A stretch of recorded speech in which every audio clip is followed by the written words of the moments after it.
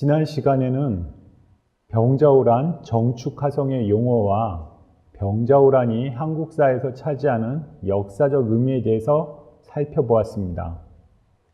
오늘 두 번째 주제는 병자호란에 대해서 우리가 갖고 있는 시각이 어떠한지 살펴보는 것입니다.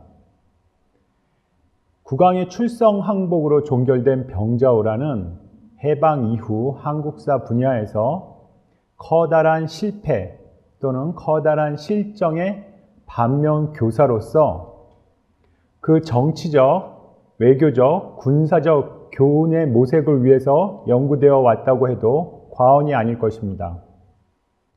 특히 오늘날 급변하는 동아시아 정세 속에서 대한민국 외교의 진로를 찾기 위한 전례로서 흔히 참조되기도 합니다. 이렇게 축적된 관련 연구의 시각과 그 내용을 오늘 차례로 살펴보기로 하겠습니다.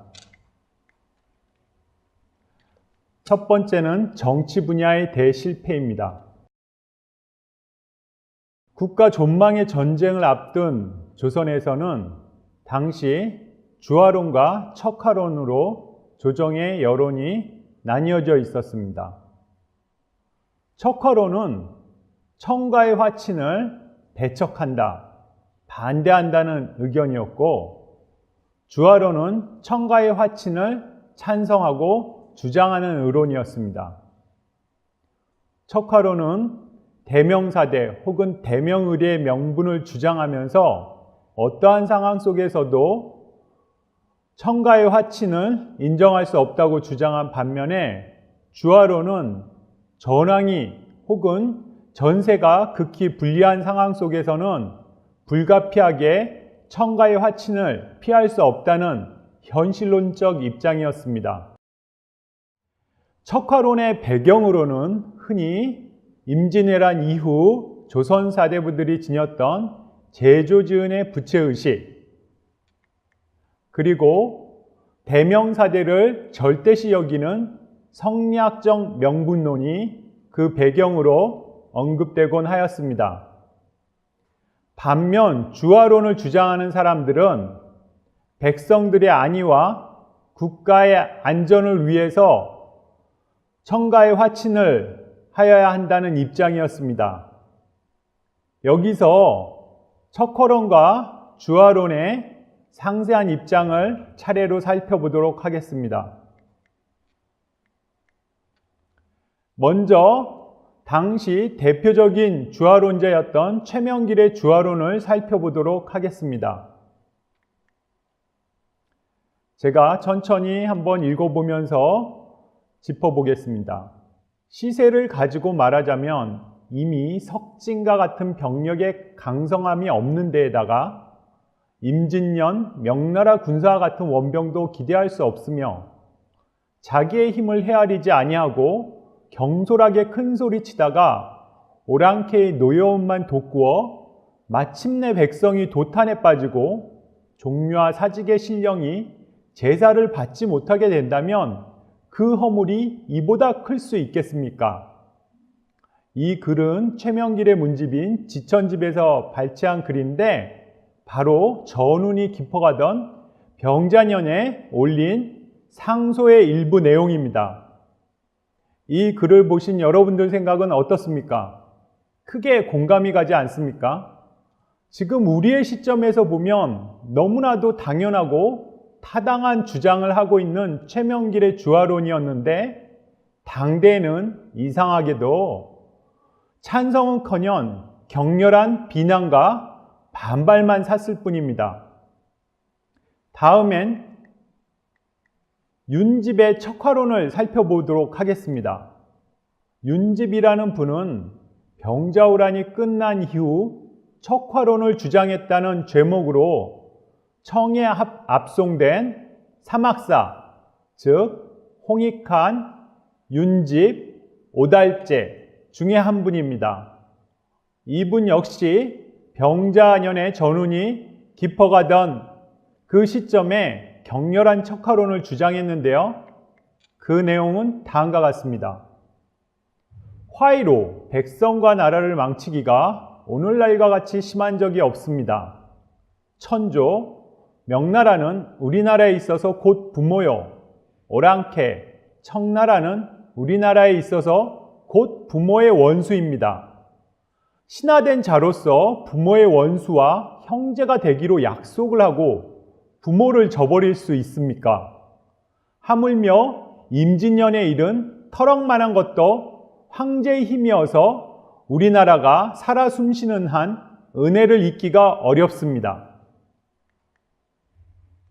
지난번 오랑캐의 형세가 크게 확장하여 경사, 명나라의 수도 북경을 핍박하고 황릉을 더럽혔는데 비록 명확히 알지 못하겠지만 전하께서는 이때 무슨 마음이 드셨습니까? 차라리 나라가 망할지언정 의리상 구차스럽게 생명을 보존할 수 없다고 생각하셨을 것입니다. 여러분, 이런 의견이 공감이 가십니까? 첫 부분부터 잘 이해가 안 가는데 특히 나라가 망할지언정 의리상 구차스럽게 생명을 보존할 수 없다고 생각하셨을 것입니다. 라는 지점에 이르러서는 차마 말문이 막혀서 할 말이 안 나올 지경입니다. 그럼에도 불구하고 이때의 조선 조정에서는 이러한 척화론이 절대적인 조정의 지지를 받고 있었습니다.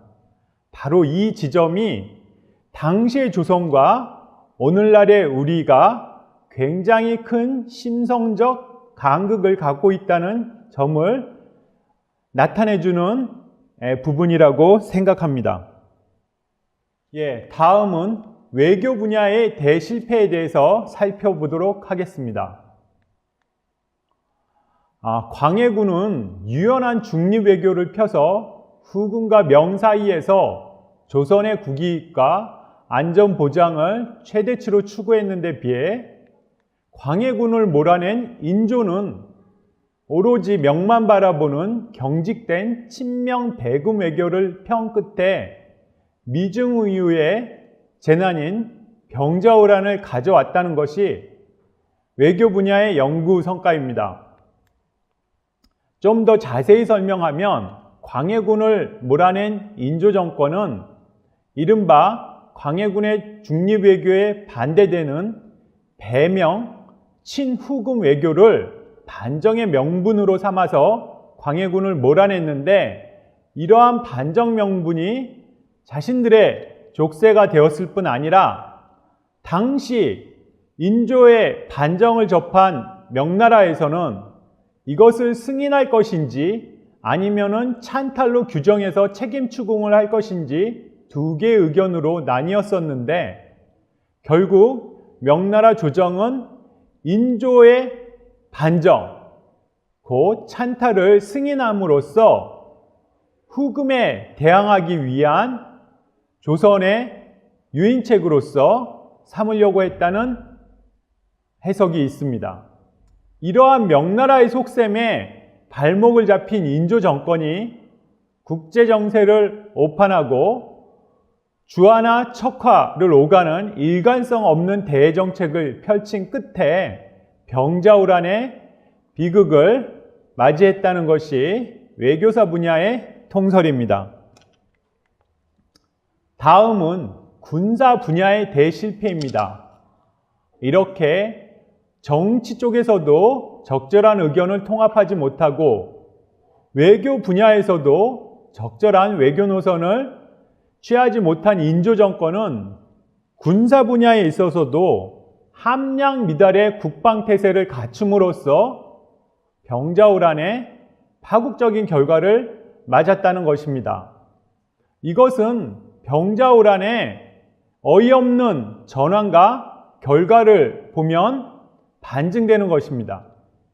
임진왜란과 비교해 보더라도 이렇다 할 승전이 거의 없는 일방적 패전에 가까웠다고 할 수가 있겠습니다. 이렇게 전체적인 준비도 미달된 상황에서 지휘관들의 전략 착오는 커다란 결과를 불러왔습니다. 첫 번째로 한양의 기습 허용입니다.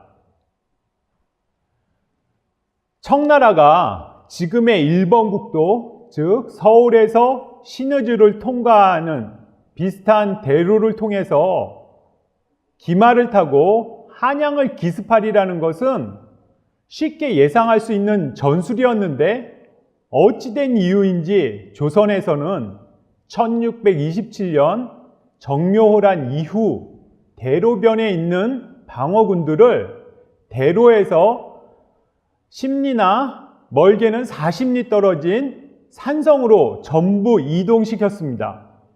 이렇게 텅 빈 무인지경을 청나라의 선봉 기병대가 질풍같이 달려와서 한양을 기습함으로써 방어력이 월등한 강화도로 피난하려던 인조의 어가를 차단했던 것입니다. 결국 인조는 강화도로 들어가지 못하고 남한산성으로 발길을 올려야 했습니다.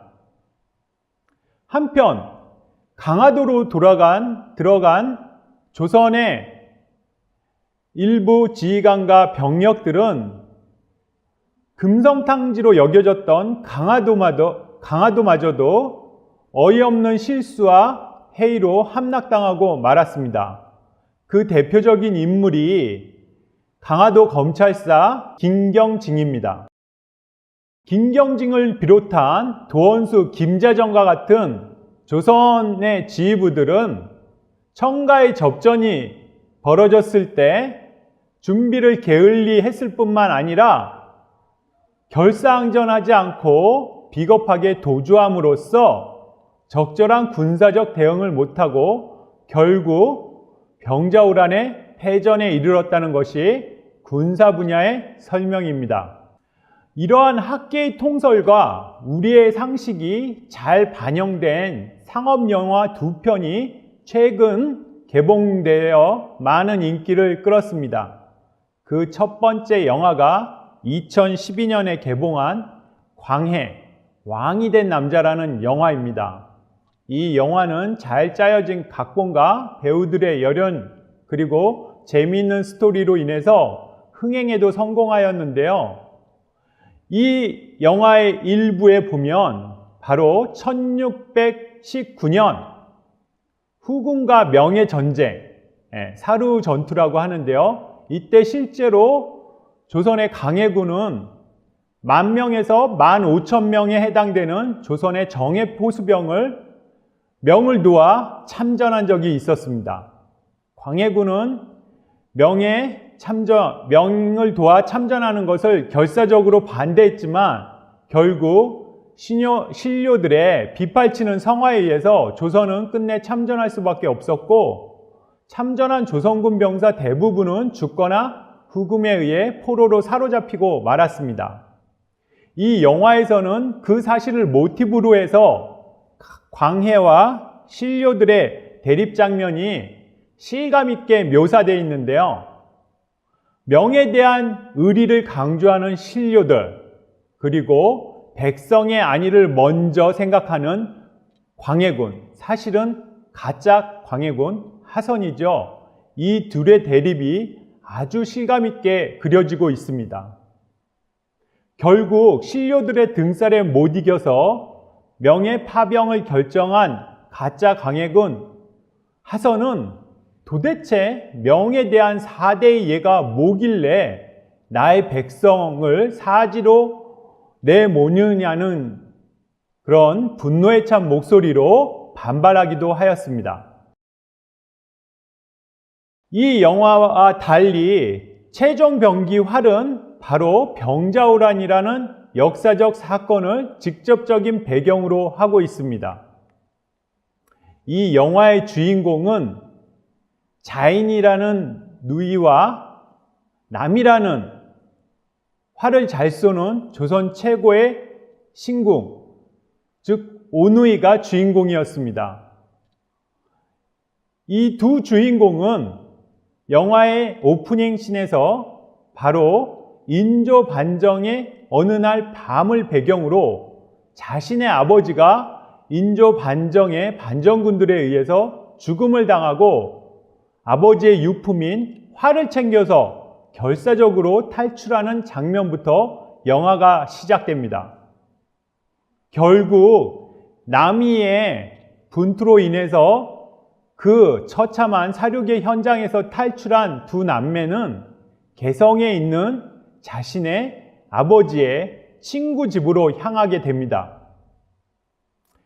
이 두 남매를 따뜻하게 맞이한 개성에 있는 친구는 남이에게 아버지가 마지막으로 남긴 유언이 무엇인지 물어봅니다. 남이의 입을 통해서 나온 그 유언은 바로 다음과 같은 것이었습니다. 외교를 모르는 자들이 임금을 옹립하니 반드시 전쟁이 날 것이다. 사직과 백성의 안위가 바람 앞에 등불이니 어이할고 활은 아이가 클 때까지 부탁한다. 자, 이 예언이 아주 정확하게 들어맞듯이 이 어린 남매, 남이와 남이의 여동생 자인이 시집가는 날 결국 병자호란이 터지게 됩니다. 이 개성이 함락되는 장면을 실감있게 그린 이 영화는 병자호란 당시의 처참한 패전 상황과 그리고 많은 민간인들이 살상되고 사로잡혀 가는 모습을 실감있게 그리고 있습니다. 바로 이때 남이의 여동생 자인이 혼인식 날 자신의 남편과 함께 청군에 의해 피로인으로 국경으로 사로잡혀 가게 되는데 이 자인과 자인의 남편을 구하기 위한 남이의 활약상이 최종병기 활의 주요 스토리인 것입니다. 이렇게 광해 왕이 된 남자와 최종병기 활에서 보여지듯이 병자호란은 우리 역사의 굉장히 아픈 부분으로 실감있게 묘사되고 있습니다. 오늘 두 번째 강의는 병자호란의 기존 시각, 정치, 외교, 군사의 대실패였습니다. 이상입니다.